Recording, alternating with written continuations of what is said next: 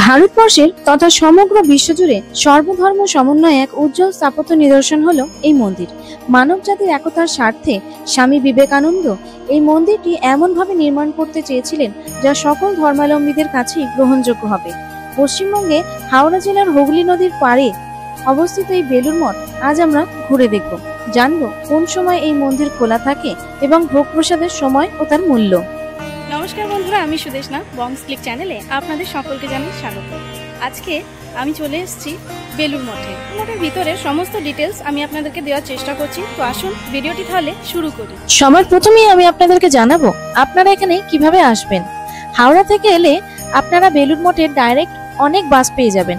এছাড়াও শিয়ালদহ থেকে এলে আপনারা ট্রেন ধরে দক্ষিণেশ্বরে এসে একটা ফেরি নিয়ে সোজা চলে আসতে পারেন এই বেলুড় মঠে। এছাড়াও আপনারা প্রাইভেট কার বা বাইকে করেও এখানে খুব সহজেই চলে আসতে পারবেন।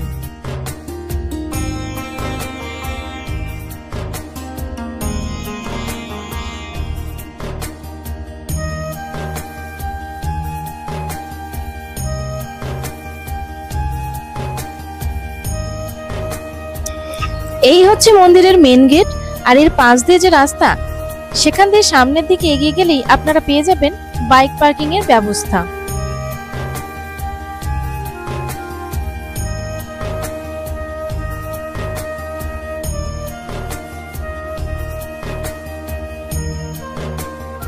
এই জায়গাটা বেশ বড়, আর এখানে প্রতি বাইক পিছু 10 টাকা করে চার্জেস নেওয়া হয়।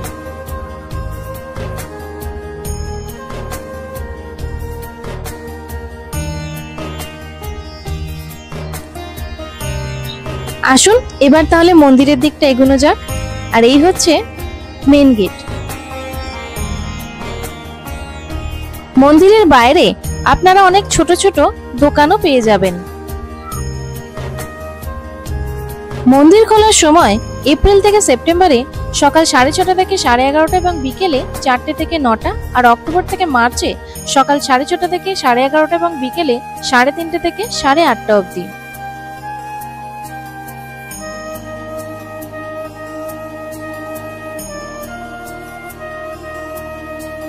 মেন গেট দিয়ে ঢুকেই সবার প্রথমে পড়বে এই রিসেপশন সেন্টার, আর তার ঠিক উল্টো দিকেই রয়েছে এই কনভেনশন সেন্টার।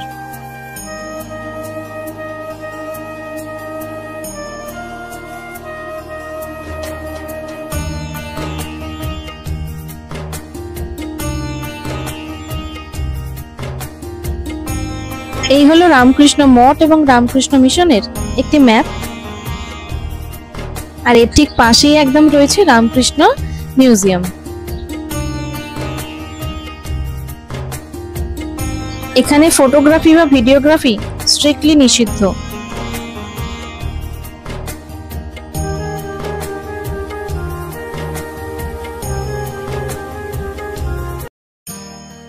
এই বিল্ডিংটিতে ওয়াশরুমের ব্যবস্থা করা আছে।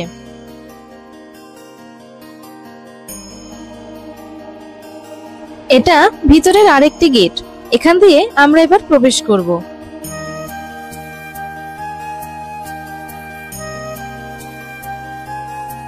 আর এই জুতা ঘরে আপনারা বিনামূল্যে জুতো রাখতে পারবেন।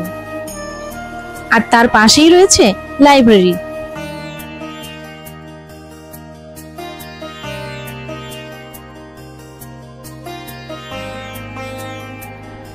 এই হচ্ছে মূল মন্দির। মন্দিরটি মূলত চুনাপাথর দিয়ে তৈরি এবং সামনের কিছুটা অংশ সিমেন্ট দিয়ে তৈরি। মন্দিরের উঁচু প্রবেশপথটি দক্ষিণ ভারতীয় গোপুরামের মতো এবং দুপাশের স্তম্ভগুলি বৌদ্ধ স্থাপত্য শৈলীর প্রতিনিধিত্ব করে। রাজপুত মোগল শৈলীতে নির্মিত উপরের 3টি ছাতার মতো গম্বুজ কামারপুকুর গ্রামের খড়ের ছাদের ধারণা দেয়। 1897 সালের শুরুতে স্বামী বিবেকানন্দ তার পশ্চিমা শিষ্যদের একটি ছোট দল নিয়ে কলকাতার বরানগরে আসেন। তিনি 2টি মঠ প্রতিষ্ঠা করেন, একটি বেলুড়ে যা রামকৃষ্ণ মিশনের সদর দপ্তর হয়ে ওঠে এবং অন্যটি উত্তরাখণ্ডের চম্পাবত জেলার হিমালয়ের মায়াবতীতে, যাকে অদ্বৈত আশ্রম বলে। মঠগুলি রামকৃষ্ণ মিশনের সন্ন্যাসীদের পরিণত হওয়া যুবকদের গ্রহণ ও প্রশিক্ষণ দেওয়ার জন্য এবং তাদের কাজের জন্য প্রশিক্ষণ দেওয়ার জন্য তৈরি করা হয়েছিল। আমরা গেছিলাম বিকেল বেলা, আর বিকেল বেলা এই বেলুড় মঠ চত্বরে বসতে মাঠের মধ্যে হোক বা গঙ্গার পাড়ে, যেখানেই বসুন খুব ভালো লাগবে। এই সামনে রয়েছে সারদা দেবীর মন্দির, আর এপাশে হচ্ছে স্বামী বিবেকানন্দের মন্দির। এছাড়াও এখানে প্রচুর মন্দির আছে মন্দির চত্বরের ভেতরে, আপনারা এখানে দেখে নিতে পারেন।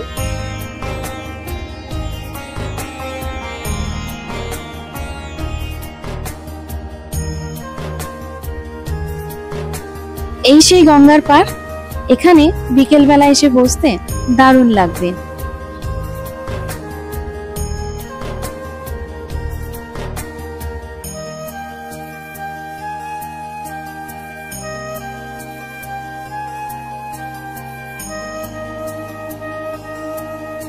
এই নতুন কক্ষটিতে আপনারা ভোগ প্রসাদ পেয়ে যাবেন, তবে ভোগ প্রসাদ গ্রহণের আগে আপনাদেরকে একটি টিকিট কাটতে হবে, যা সকাল 11টার মধ্যে আপনাদের কেটে নিতে হবে।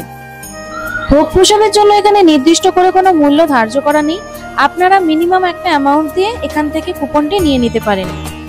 আর বলে রাখি, এই গরমের সময় কিন্তু সন্ধ্যে 6:30 থেকে সন্ধ্যা আরতি শুরু হয়। কেমন লাগলো লাইক কমেন্ট করে অবশ্যই জানাবেন, আর চ্যানেলটি সাবস্ক্রাইব না করা থাকলে অবশ্যই সাবস্ক্রাইব করে দেবেন। ধন্যবাদ।